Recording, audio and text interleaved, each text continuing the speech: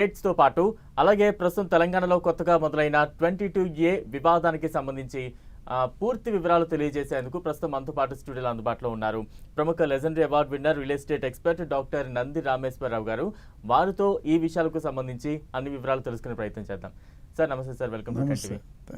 Right, ఇందాక చెప్పినట్టుగా ప్రస్తుతం తెలంగాణలో అయితే ఈ 22A అనేది కొంత వివాదంగా మారింది. అసలు 22A అంటే ఏంటి, ఇందులో పరిధిలోకి వచ్చే అంశాలు ఏంటంటారు? ఇదంతా గవర్నమెంట్ అడగాలి, మీరు మమ్మల్ని అడిగితే ఎట్లా?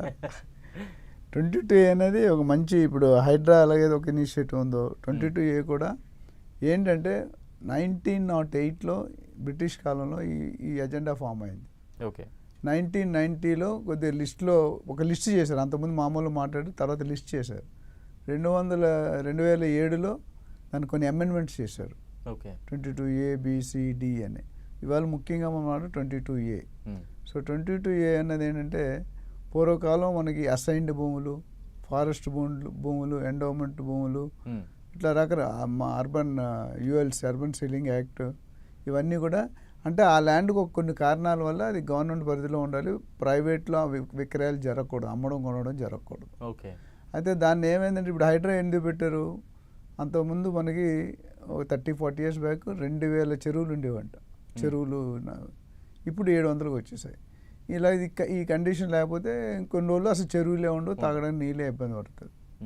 అది అట్లా ఇక్కడ ఈ లిస్టులో ఏం చేస్తారంటే, సంబంధిత ఇందాక నేను చెప్పిన హెడ్డింగ్స్ అన్నీ కూడా ఎండోమెంట్, ఫారెస్ట్, కన్జర్వేషన్, 111 ఇవన్నీ ఉన్నాయి కదా, ఇవి ఇల్లు కట్టుకొని ఉండడానికి అవకాశం లేదు. ఎందుకంటే అవన్నీ వాటర్ పూల్, ఇప్పుడు FTL బఫర్ జోన్ మన ఎంత అప్లై చేసింది అందులో కట్టేశారు. బిల్డింగ్లు కూలిపోతే డ్రైనేజ్, గార్బేజ్ తాగే నీటిలో కలుగుతుంది, గండిపేట కానీ ఉస్మాన్ ఇవన్నీ కూడా. సో దానికి లిస్ట్ తీసుకున్నారు. సో ఈ క్రమంలో ఏమైందంటే, గవర్నమెంట్ అనేది ఎవ్రీ టైం పాత తప్పులను కరెక్ట్ చేయడానికి ట్రై చేస్తారు. గవర్నమెంట్ 50 సంవత్సరాల ముందు ఏముందో అదే రూల్ ఇప్పుడు లేదు. ఒకప్పుడు HMD DTCP లేదు, హోడా ఉండేది, అంతకుముందు ఏమీ లేవు. కానీ ఇప్పుడు ఆ రూల్స్లో పెట్టి ఎవరెవరికి ఎవరు యాక్చువల్ ఉన్నారు ఎవరు అనేది ఐడెంటిఫై చేస్తారు. డిజిటల్ సర్వే ఇప్పుడు జరుగుతున్నాయి. ఇందులో ఏమైందంటే కొన్ని రాంగ్ ఎంట్రీస్ పడ్డాయి 22Aలో అనేది బయటకు వచ్చింది. సో దాని మీద government has given an order to recheck the ownership. అసలు భూస్వామి ఈయనేనా, లేకపోతే ఈయన అక్రమంగా ఆక్రమించాడా, లేకపోతే ఏదైనా సర్వే, ఒక సర్వే అనుకోండి, సర్వే నెంబర్లో 90 ఎకరాలు, 100 ఎకరాలు, 200 ఎకరాలు ఉంటుంది, దానిలో ABC ఉంటాయి.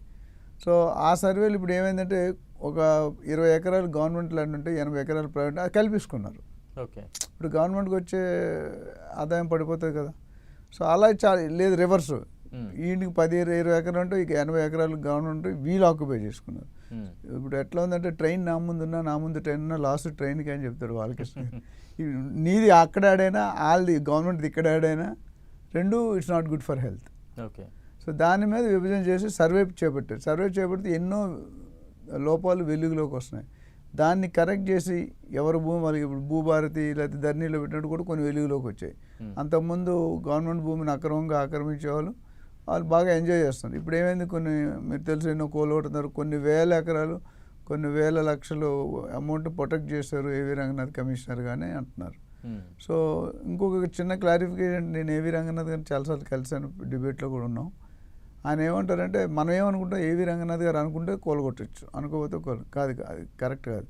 AV రంగనాథ్ గారు commissioner, front of the face, me chairman MD ఎట్లా ఉంటారు అట్లా, బ్యాక్ సైడ్ 10 డిపార్ట్మెంట్ ఉంటాయి. ఇక్కడైతే ఫైనాన్స్, HR ఉంటాయి, అక్కడ ఇరిగేషన్, MRO, కలెక్టర్, ఇవన్నీ కూడా వీళ్ళందరూ కలిసి ఫైర్ అండ్ ఇచ్చి ముద్ర వేసాక ఆయన కూలగొడతారు. సో ఈ 22A ఫామ్ వల్ల నష్టం లాభం అంటే రెండూ ఉన్నాయి. అక్రమం చేసినోడికి నష్టం, కరెక్ట్గా ఉన్నోడికి లాభం. అంటే రీసర్వే మళ్ళీ సర్టిఫికేషన్ చేస్తున్నారు. ఓకే, అంటే సార్ ఈ రీసర్వేలో భాగంగా మనం అంటే ఇప్పుడు అక్కడ ఏదైనా ప్రాపర్టీ నిర్మించుకుని అక్కడ ఉన్న ఓనర్స్ ఎవరైతే ఉంటారో వాళ్ళు ఎటువంటి డాక్యుమెంట్స్ రెడీ చేసుకోవాలంటారు, ఎటువంటి డాక్యుమెంట్స్ సబ్మిట్ చేయాల్సింది ఉంటారంటారు? అంటే ఇప్పుడు జరిగిపోయింది, ఎందుకు జరిగింది అనేది మనం చెప్పలేం. జరగబోయేది మీరు అడుగుతున్నారు, దానికి మార్గాలు ఉన్నాయి.